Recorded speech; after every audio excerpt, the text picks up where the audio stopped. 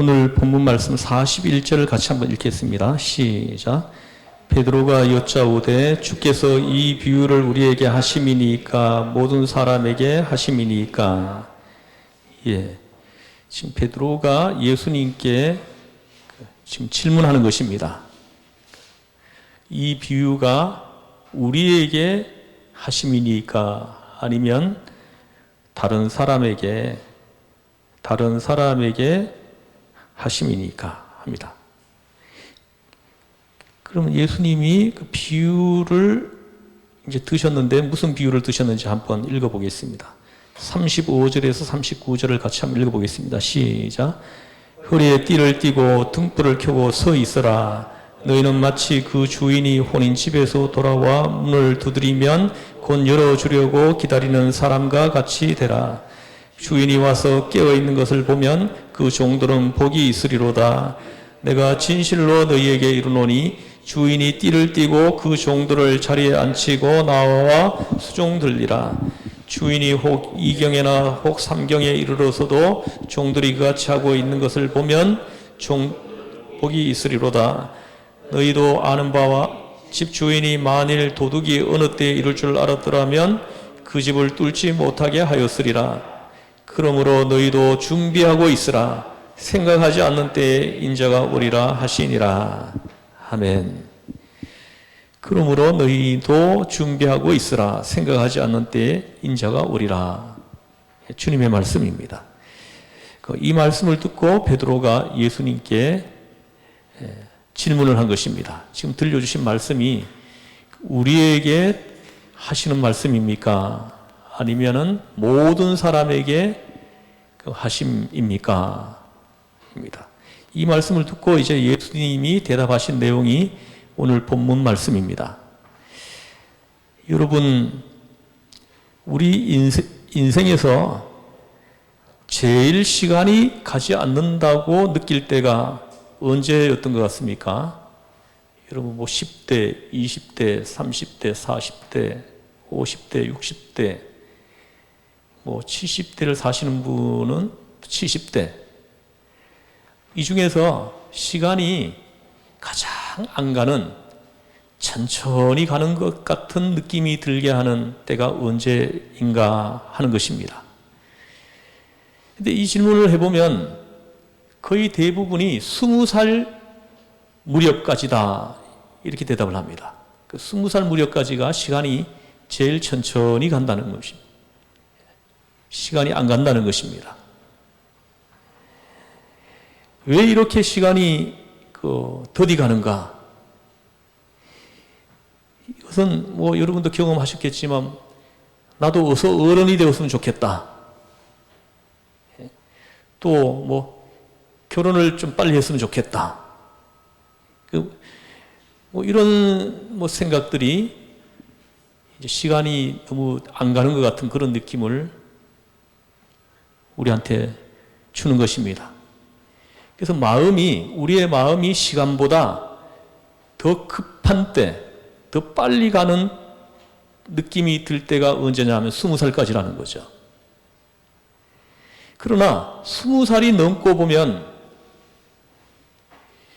저의 경험에 의하면 어느 결에 시간이 마음을 앞서가기 시작을 합니다. 그런가 했더니 30을 넘고 보니까 이제는 시간이 슬슬 다른박질 치기 시작합니다.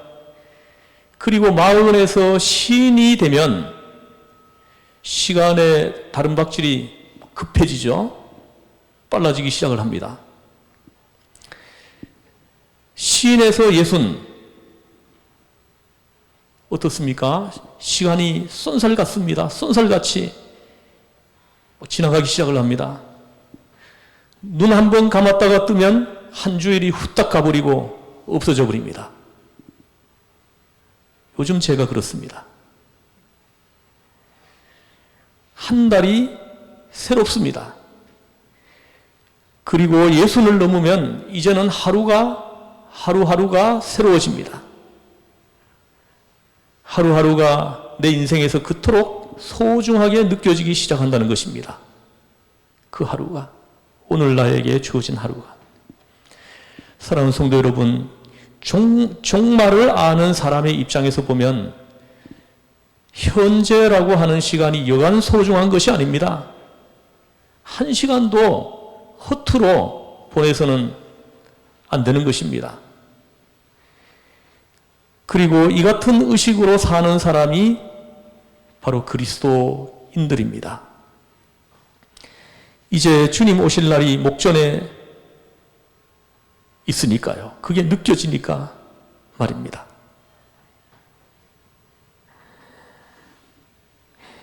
그러므로 이제 남은 일은 무엇이겠습니까? 안 믿는 사람들은 회개하고 예수님을 영접하고 예수님을 믿어야 합니다. 또 잘못된 것들은 자꾸 회개해서 고쳐나가야 합니다.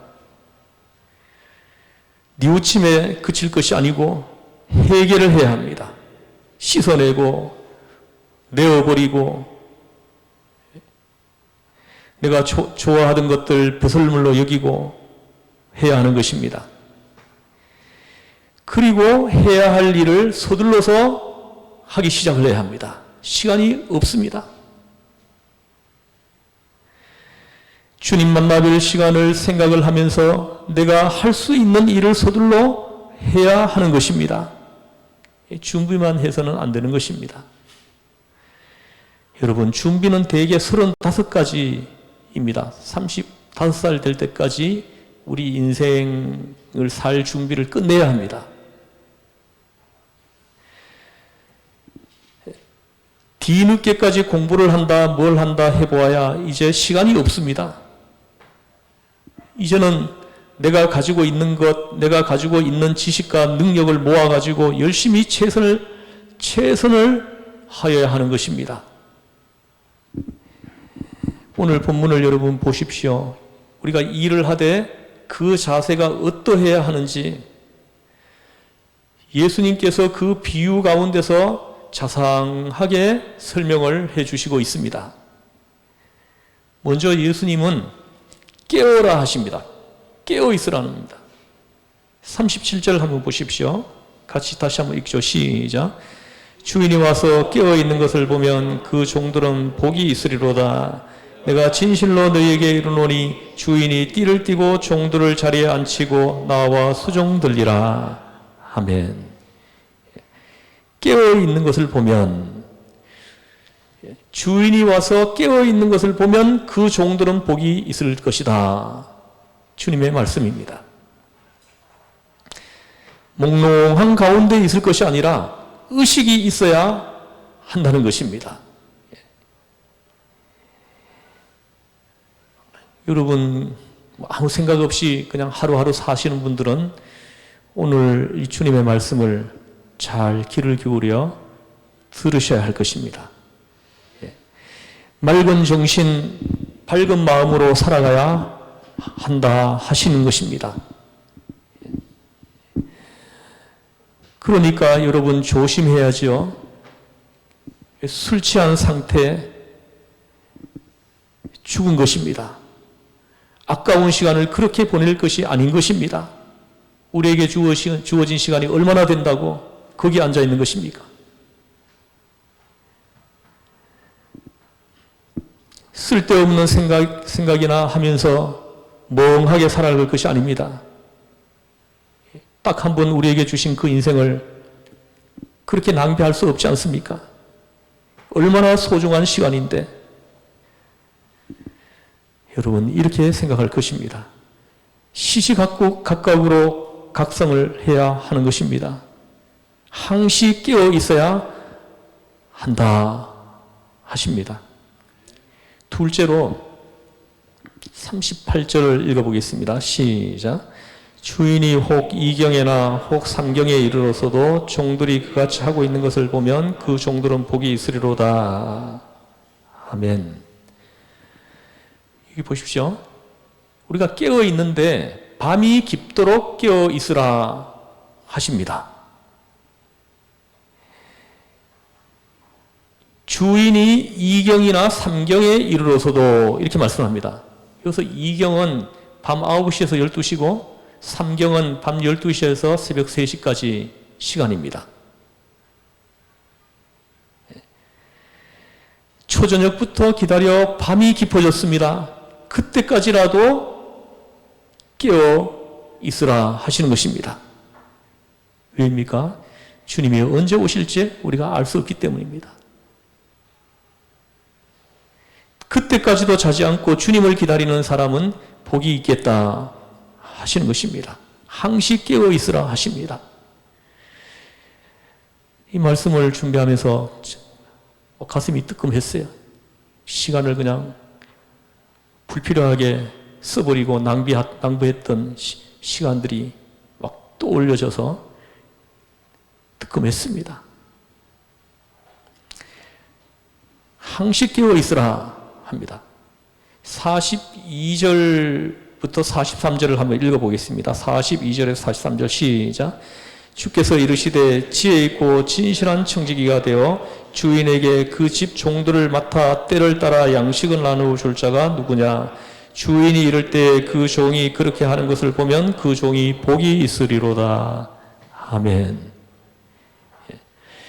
여러분, 깨어만 있는 것이 아니라 그냥 깨어만 있는 것이 아닙니다. 예. 일을 하는 것입니다. 일을 하고 있어야 된다는 거예요. 자기만 일을 하는 것이 또 아닙니다. 나만 일을 하는 것이 아니고 남도 시키는 것입니다. 열심히 일하는 가운데에서 주님을 맞이하면 참으로 복이 있겠다 하심인 것입니다.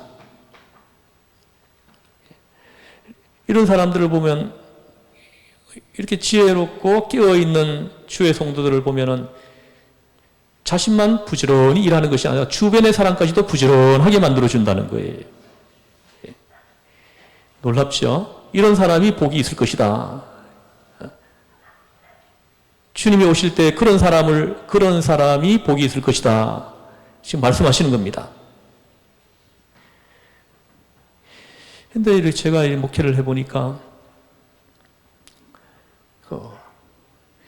본인이 이제 열심을 내지 않는 분들 중에서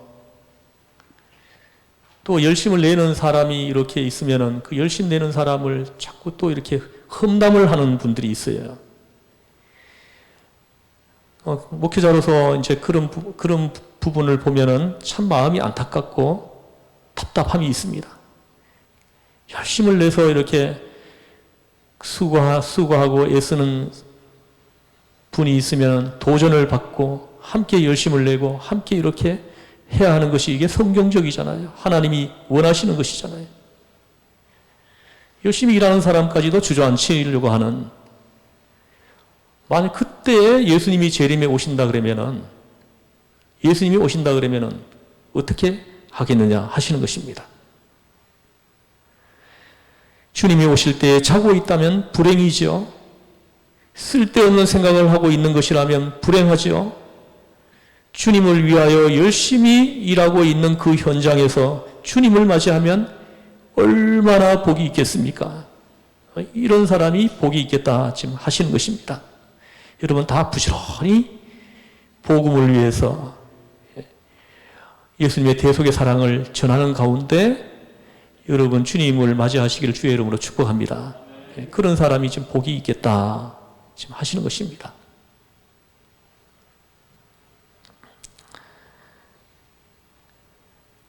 성도 여러분, 우리가 늘상 일하고 있지 못하는 것이 현실입니다. 일을 할 때도 있고 하지 않을 때도 있지 않습니까? 또 쉴 때도 있거든요. 그러나 그 어느 시간에 주님을 만나느냐 하는 것은 매우 중요한 것입니다. 내가 무엇을 하고 있을 때 주님을 딱 맞닥뜨리느냐, 이것은 너무나 중요한 것을 지금 말씀하시는 겁니다.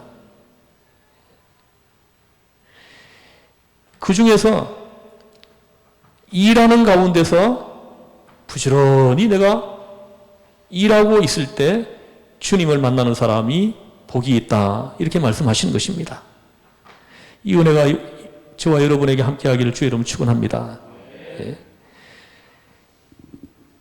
요한복음 1장 48절에 보면 나다나엘이 예수님을 만나는 장면이 기록되어 있습니다. 예수님께서 나다나엘을 보시면서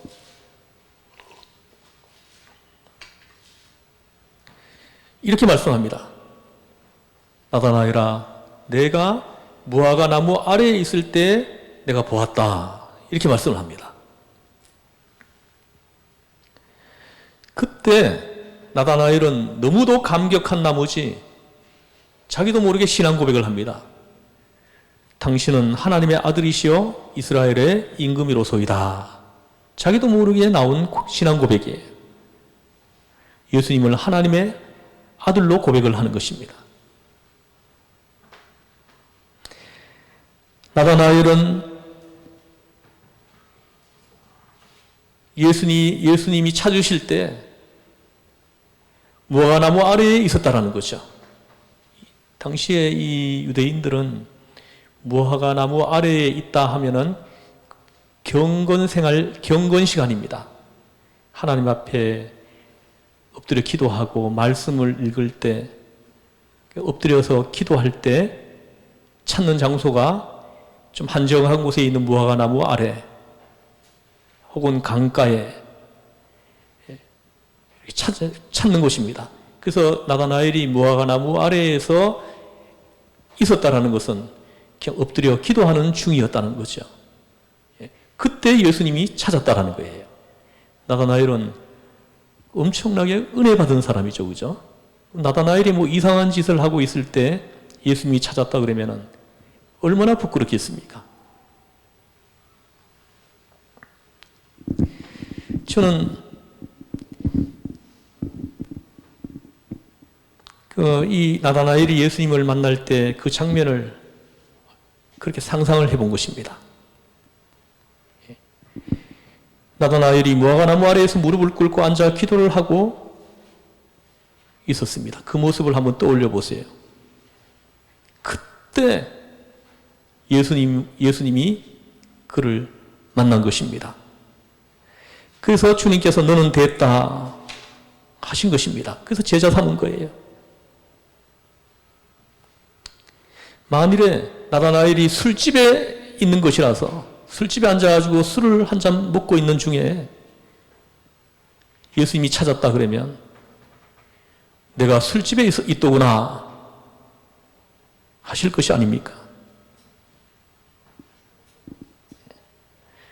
내가 거기 멍청하게 앉아 있는 것을 내가 보았다. 주님께서 말씀하셨다면 나다나엘이 얼마나 부끄러웠겠습니까? 그런데 은혜죠. 주님께서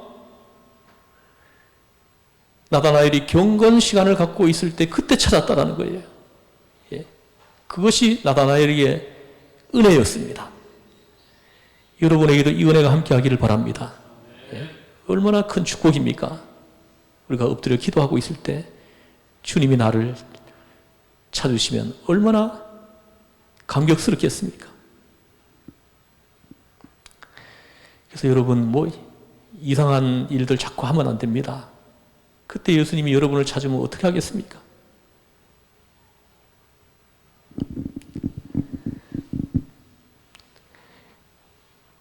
내가 어디 가서 봉사하고 있을 때, 내가 누군가에게 복음을 소개해주고 있을 때, 누군가에게 예수님을 소개하고 있을 때, 그때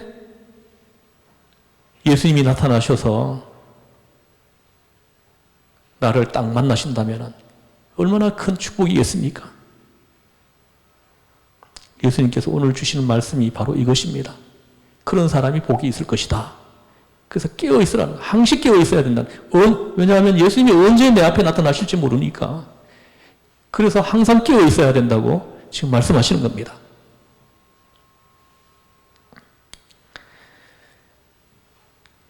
여러분 생각해 보십시오. 우리가 주님 앞에서 해서는 안 될 일을 남몰래 좀 하고 있는 중인데 하필이면 그러한 때에 주님이 나타나셔서 내가 너를 보았다 하시는 것이라면 어떻게 되겠습니까?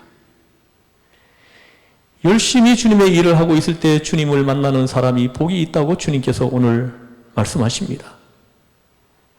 여러분, 오늘이 마지막 날이라고 생각하여 그 오늘을 영원히 종말은 오지 않는다는 듯이 열심히 일하는 사람이라야 그리스도인이다 하는 것입니다. 여러분, 우리는 항상 이런 생각을 가지고 있어야 돼요. 오늘이 끝이라고 생각하는 동시에 마치 영원히 일할 수 있을 것처럼, 영원히 많은 시간이 있을 것처럼 준비하면서 일하는 사람, 일하면서 살고 있는 사람, 이런 사람이 복이 있을 것이다 하시는 것입니다. 앞으로의 날이 많이 있을 것이다 생각하면서 오늘이 끝이다 하고 생각하는 사람, 오늘 밤에 하나님이 나를 불러가실 수도 있다고 생각하면서 오늘을 사는 사람, 이런 사람이 복이 있을 것이다 하시는 것입니다. 그리고 오늘 본문을 여러분 한번 살펴보시면 주님께서 일하는 모습에 대하여 세 가지로 말씀합니다. 먼저 주인의 뜻을 알고도 하십니다. 47절입니다. 47절 같이 한번 읽어보겠습니다. 우리 암송했죠? 암송하신 분 한번 암송해 볼게요. 시작. 주인의 뜻을 알고도 준비하지 않고 그 뜻대로 행하지 아니하는 종은 많이 맞을 것이요. 알지 못하고 행하는 종은 적게 맞으리라. 무릇 많이 받은 자는 많이 요구할 것이요 많이 맡은 자는 많이 달라 할 것이니라. 주님이 하신 말씀입니다. 우리에게 주시는 말씀입니다. 그 일하는 모습, 우리가 지금 믿음 생활을 해나가면서 일하는 모습에 대해서 첫 번째 주인의 뜻을 알고도 합니다. 그 주인의 뜻을 아는 것이 지혜임을 우리에게 말씀하는 것입니다. 일을 하되 모르고 하는 것이 아닙니다. 주님께서 무엇을 원하시는지를 그걸 알고 일을 하는 것입니다. 주님이 오늘 하루 중에 나에게 무엇을 바라시는지, 무엇을 원하시는지 그걸 알고 오늘 하루를 사는 겁니다. 그런 사람이 복이 있다 하고 말씀하시는 겁니다. 주님께서 무엇을 원하시는지를 알고서 일을 해야 한다는 것입니다. 이거 얼마나 중요한 일이겠습니까? 그렇지 않습니까? 여러분 보세요. 회사에 직장에 다니는 사람들도 모든 분야에 다 해당되는 일이지만은 직장에 다니는 직원이 일을 할 때 막 하면은 안 되죠? 그 회사를 운영하는 사장이 무엇을 원하는지 그걸 알고 하는 것입니다. 그 알고 하는 사람은 그 사장이 그를 사랑하게 되겠죠. 귀하게 여기겠죠. 그러나 그 사장이 뭘 원하는지 그거에는 관심이 하나도 없고 그냥 받는 월급에만 관심을 가지고 이렇게 일을 하는 사람들이라면은 결정적인 날에 사장은 그 직원을 귀하게 여기지 않을 것이다. 여러분 다 아는 사실들 아닙니까? 여러분들께서도 사업을 하시는 분은 직원을 이렇게 고용해가지고 일을 시키시면은 이 말씀이 확 들어올 거예요. 너무나 확 깨달으실 겁니다. 그래서 오늘 하루 동안에 주님이 나에게 원하시는 것, 그것을 알아차리는 것이 그것이 지혜이고, 주님이 나에게 원하시는 것이 무엇인지를 알아차린 다음에는 그것을 이루어 드리는 겁니다. 주님의 뜻이 나를 통해서 오늘 이 땅에 이루어지게 하는 거죠. 그런 사람이 복이 있다 하시는 겁니다. 두 번째는 진실한 종입니다. 그 42절을 한번 같이 읽어보겠습니다. 시작. 주께서 이르시되 지혜 있고 진실한 청지기가 되어 주인에게 그 집 종들을 맡아 때를 따라 양식을 나눠줄 자가 누구냐. 진실한 종입니다. 진실한 청지기.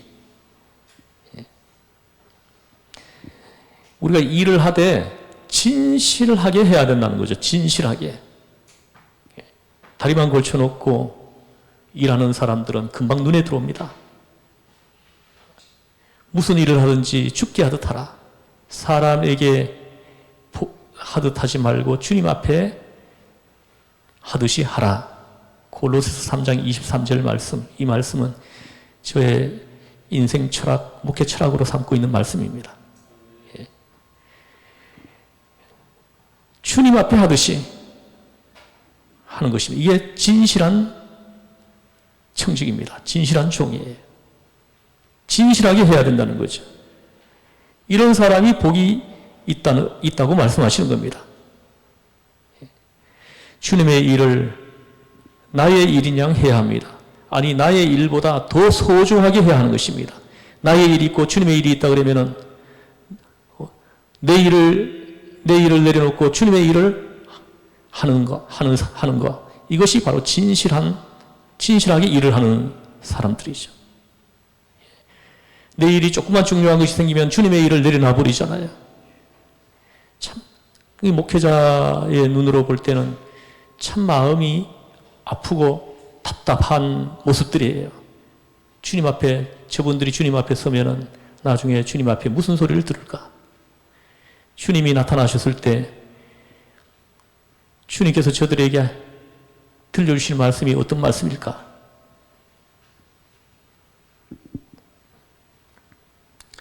세 번째는 우리가 일을 하되 지혜 있고 신실한 종이 되기를 원한다는 거예요. 지혜 있고 신실한 종. 지혜 있고 신실한 종은 자기도 일하고 남도 일을 하게 만드는 사람입니다. 아주 지혜로워요. 하나님이 오늘 나에게 하시기를 원하는 것이 그것이 무엇인지를 정확하게 꿰뚫고 보고 있어요. 이런 사람이 여기서 말씀하는 지혜 있는 사람입니다.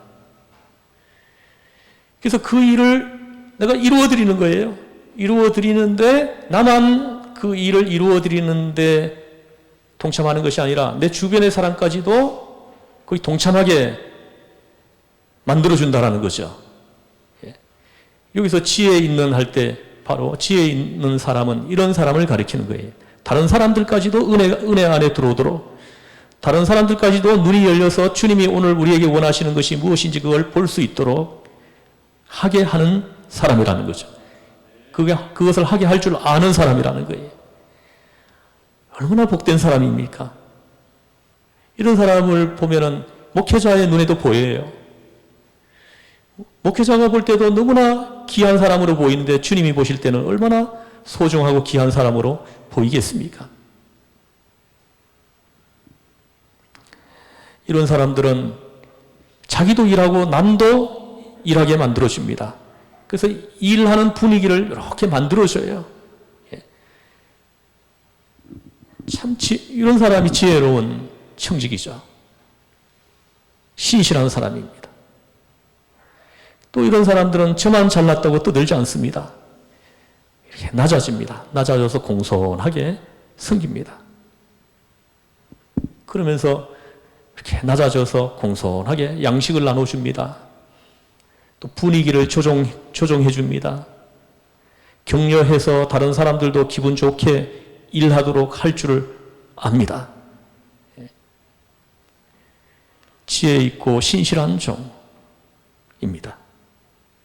이렇게 일하는 중에 주님 재림을 맞이하는 사람은 복이 있겠다 하시는 것입니다. 이제 48절입니다. 오늘 말씀의 결론입니다. 여러분, 과연 그럼 여기서 보십시오. 많이 이렇게 받은 사람에게는 많이 요구할 것이요, 많이 맡은 자에게는 많이 달라 할 것이다. 주님이 하신 말씀입니다. 그러면 주님의 이 말씀은 과연 어떤 의도를 가지고 하시는 것입니까? 많이 받았다는 것이 무엇을 뜻하느냐 하는 것입니다. 먼저 오늘 본문 말씀을 자세히 보십시오. 주인의 뜻을 알고 행하는 사람, 주인의 뜻을 알고 행하는 사람이 오늘 본문에 말씀하시는 많이 받은 사람을 가리킵니다. 오늘 본문 말씀 많이 받은 사람은 주인의 뜻을 알고 행하는 사람입니다. 그리고 여기서 적게 받은 사람은 어떤 사람이냐? 모르고 행하는 사람입니다. 알지 못하고 행하는 사람이 오늘 주님이 하시는 이 말씀 속에 적게 받은 사람이라는 거예요. 모르니까 적게 일할 수밖에 없어요. 주님의 뜻을 알아차린 사람들은 많이 받은 사람이죠. 그래서 많이 일할 수밖에 없는 거죠. 알았느냐 몰랐느냐, 이것은 지식의 문제입니다. 많이 알았느냐 적게 알았느냐, 분명하게 알았느냐 희미하게 알았느냐의 문제가 여기 있는 것입니다. 여러분 중에서는 분명하게 알은 사람이 있습니다. 오늘 나에게 주님이 무엇을 원하시는지 이걸 분명하게 알고 있는 사람이 있다는 거죠. 그러나 알기는 않는데 희미하게 아는 사람이 있어요. 보일 듯 말 듯 하는 사람이죠. 그러나 아예 모르는 사람이 있죠. 관심 자체가 그쪽에 없는 사람이 있죠. 똑같이 예수를 믿어도 불쌍하죠. 그래서 많이 받은 사람은, 많이 아는 사람은 책임이 크다는 거예요. 그만큼 많이 받았기 때문인 것입니다. 그래서 많이 요구한다는 거예요. 그 사람에게는 눈이 많이 열려 있는 사람에게는 많이 요구한다는 거죠. 많이 맡은 자에게는 많이 달라 한다는 것입니다. 그러면 여러분, 차라리 난 눈이 안 열리게 해주세요 이렇게 또 기도하시는 거 아니에요? 그러면 나한테 적게 요구할 거 아니에요? 그런 기도하시는 분 한 분도 없기를 바랍니다. 여러분, 눈이 활짝 열어져서 주님의 뜻이 환하게 보이는 지혜로운 청지기가 되기를 바랍니다. 예. 한번 예를 들어 보겠습니다. 우리가 공부하는 것을 한번 생각해 보겠습니다. 공부를 많이 했으면 당연히 일도 많이 해야 하는 것이죠. 공부는 많이 해놓고 그 지식을 썩혀버린다면 그것이 말이나 됩니까? 어떤 분은 서울대를 졸업한 분도 있고 유학을 갔다 온 분도 있고 한데 아무것도 안 하는 분이 간혹 있어요. 그런 분들은 참 이렇게 답답하죠. 공부는 많이 해놓고 그 지식을 썩히고 있는 겁니다.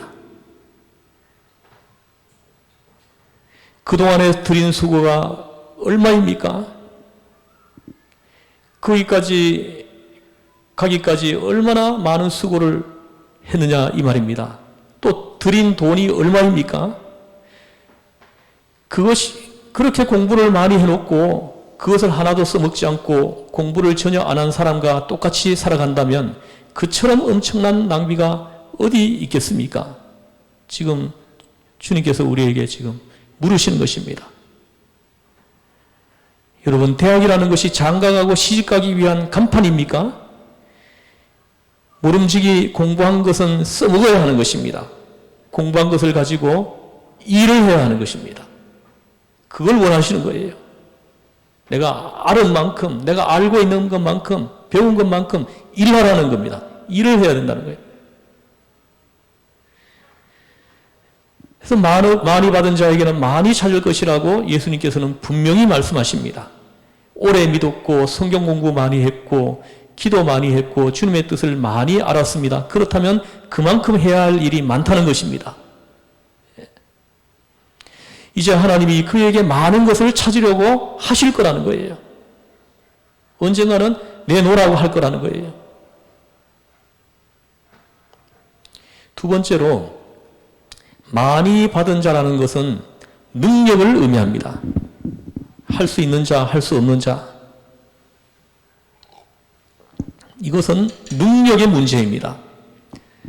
여러분 생각해 보십시오. 자유를 가진 사람은 할 수 있습니다. 능력이 있습니다. 그런데 할 수 있는 것을 안 한다면은 그것은 큰 죄가 된다는 거죠. 근데 반면에 할 수 없어서 하지 못한 것은 그것은 어쩔 수 없는 것입니다. 예를 들어 가지고 감옥에 갇혀 있습니다. 어떤 사람이 자유가 없어졌습니다. 여러분 보십시오. 감옥에 갇힌 사람을 두고 주일날 교회에 안 나왔다고 책망을 하시겠습니까? 또 몸이 아파서 입원한 사람 있죠? 그 입원해 있는 사람에게 주일날 교회에 안 나왔다고 책벌하시겠습니까? 나무라겠습니까? 그러나 자유가 있는데도 할 수 있는데도 하지 않는 것은 분명히 죄라는 것을 말씀하시는 겁니다. 할 수 있는데도 불구하고 자유가 있는데도 불구하고 일을 하지 않는 사람, 그것은 죄라는 거예요. 지금 그것을 말씀하시는 겁니다. 할 수 있느냐 할 수 없느냐는 여러분 스스로가 잘 아시지 않습니까? 여러분 다 알고 있어요. 깊이 생각해야 합니다. 그 때때로 교회에 나가야 하겠고 또 일도 해야 하겠고 이럴 때 갈등이 생기죠. 이런 일이 종종 생기잖아요. 이때 그 마음이 다소 약해져 가지고 갈까 말까 망설일 때가 많죠. 그것은 여러분들이 알아서 할 일입니다. 그때 다시 하나님 앞에 예배드리기 위해서 이렇게 행동으로 옮기는 것도 또 일을 선택하는 것도 여러분들이 알아서 할 일입니다. 할 수 있고 없고는 스스로들 잘 알고 있습니다. 넉넉히 일어날 수 있었는데 안 일어났다면 그것으로 많이 찾으시는 주님 앞에 심판받을 수밖에 없다는 것을 우리한테 지금 깨닫게 하는 것입니다. 저는 그렇게 생각합니다. 건강해서 일한다기보다는 일함으로 건강할 수 있다는 것입니다. 부지런히 일하는 사람. 예수님이 우리한테 말씀하셨잖아요. 있는 자에게 더 주겠다고. 없는 자에게는 그 없는 것까지도 빼앗겠다고. 예수님께서 분명히 말씀하시지 않았습니까? 마태복음 25장에 보면 달란트 비유가 나오죠. 달란트 나눠주잖아요. 5달란트, 2달란트, 1달란트를 나눠주는데 5달란트, 2달란트 받은 사람은 열심히 일해가지고는 2배를 만들었어요. 근데 1달란트 받은 사람은 그걸 수건에 싸가지고 땅에다가 묻어두었다 그랬죠. 그런데 나중에 주인이 돌아왔습니다. 5달란트, 2달란트 열심히 일한 두 사람에게는 착하고 충성된 종아 하면서 칭찬을 해줬어요. 똑같이. 그러나 그 숨겨둔 사람, 그 받은 것을 활용해서 열심히 일하지 않고 숨겨둔 사람에게는 뭐라고 얘기했습니까? 저놈에게 있는 저 한 달란트도 빼앗아 가지고 열 달란트 가지고 있는 사람에게 주어라. 이렇게 말하지 않습니까? 그래서 열심히 일하지 않는 사람에게는 있는 것까지 빼앗아 가지고 열심히 일하는 사람에게 준다라는 것입니다. 이것이 주님의 뜻이에요. 그래서 열심히 일하는 사람에게는 점점 더 이렇게 넉넉해진다는 거죠.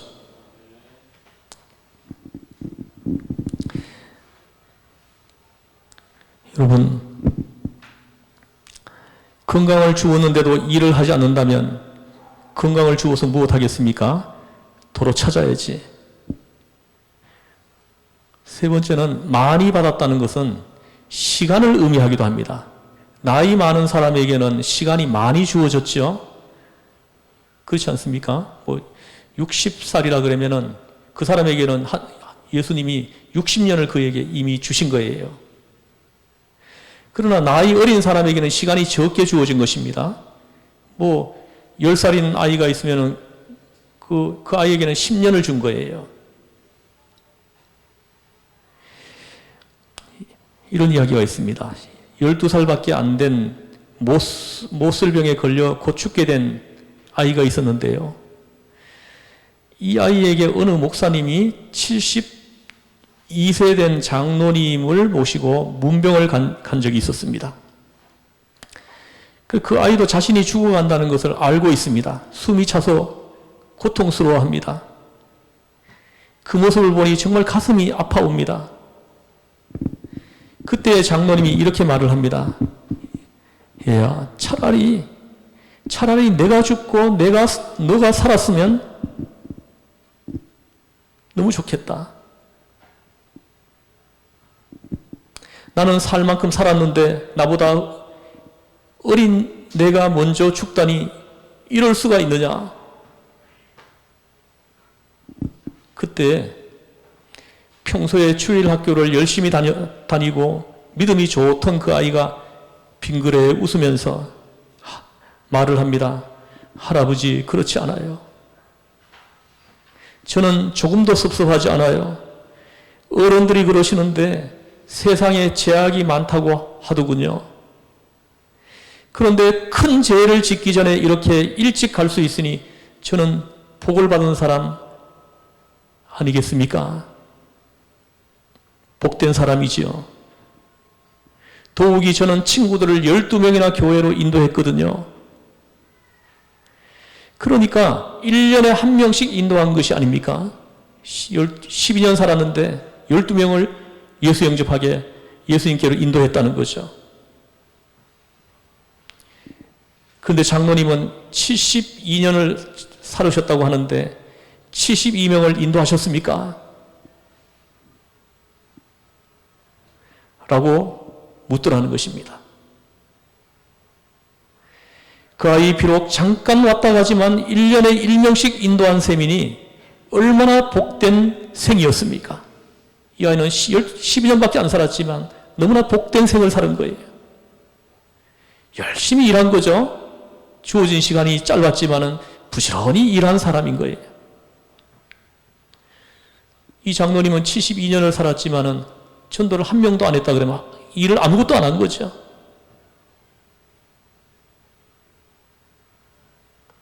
그 장로님께서 그 아이의 말을 통해 아주 주님의 음성을 들었다고 하는 이야기입니다.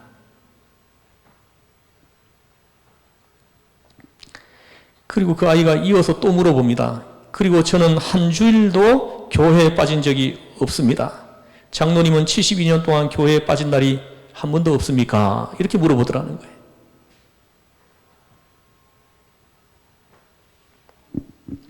그렇습니다. 주님께서 내게 주신 시간이 짧다면 그만큼 주님께서 요구하시는 것도 적습니다. 그러나 그 주신 시간이 길다면 오래 살았다면 주님께서는 그만큼 많은 것을 주셨기에 당연히 많이 찾으신다는 것입니다. 그 책임을 물으신다는 것입니다. 우리 정신을 번쩍 차려야 됩니다. 우리에게 주어진 시간이 얼마나 남았다고 아직도 그냥 어리버리 그냥 어영부영 시간을 보내시겠습니까? 주님 말씀하십니다. 물은 많이 받은 자에게는 많이 찾을 것이요. 예수님의 말씀대로 우리에게 맡겨진 책임은 아주 막중하다는 것입니다. 우리는 사람들을 그리스도께로 인도해야 할 책임이 있고 사람들을 도와서 그들이 하나님의 일을 열심히 할 수 있도록 격려해주고 다독여주고 그리고 봉사하고 일하면서 즐거워지고 행복할 수 있도록 그런 분위기를 만들어주고 그렇게 해줄 책임이 있다는 것입니다. 여러분, 열심히 이렇게 수고하는 사람을 마음에 상처 주면 안 됩니다. 도전을 받아야 됩니다. 도전을 받아서 나도 열심히 해야지. 저분은 예수 믿은 지 얼마 되지도 않은데 저렇게 전도도 하고 열심히 일을 합니다. 근데 나는 예수를 30년 믿었는데 내 믿음이 완전히 차가워 있어요. 식어져 있습니다. 아무것도 안 하고 있습니다. 그러면 그런 사람을 보여주시면은 도전을 받아서 정신을 번쩍 차려서 주님이 나에게 요구하시는 그것을 이루어드리는 그런 지혜로운 사람이 되어야 하지 않겠습니까? 오늘 주님이 오늘 주시는 이 말씀을 통해서 우리에게 이렇게 들려주시는 주님의 음성입니다. 이 말씀을 여러분들이 마음에 품고 지혜 있는 청지기가 되시기를 주에서 이름으로 축원합니다. 기도하시겠습니다. 하나님 아버지, 오늘 주신 예수님의 말씀을 다시 한번 새겨보는 그런 시간이 우리에게 있게 하여 주시옵소서. 알지 못하고 맞을 일을 행한 종은 적게 맞으리라고 했습니다. 물은 많이 받은 자에게는 많이 찾을 것이요 많이 맡은 자에게는 많이 달라할 것이니라 하고 말씀하셨습니다. 이 말씀을 통해서 우리에게 주님은 말씀하십니다. 충성되라, 깨어있으라. 이 주님의 음성을 우리가 다 듣고 우리가 흩어지게 하여 주시고 우리가 어디에 있든지 이 말씀이 우리 머리에 계속 맴돌아서 주님의 뜻이 내가 서 있는 그 자리에 나타나고 이루어지는 성령의 역사하심이 있게 하여 주시옵소서.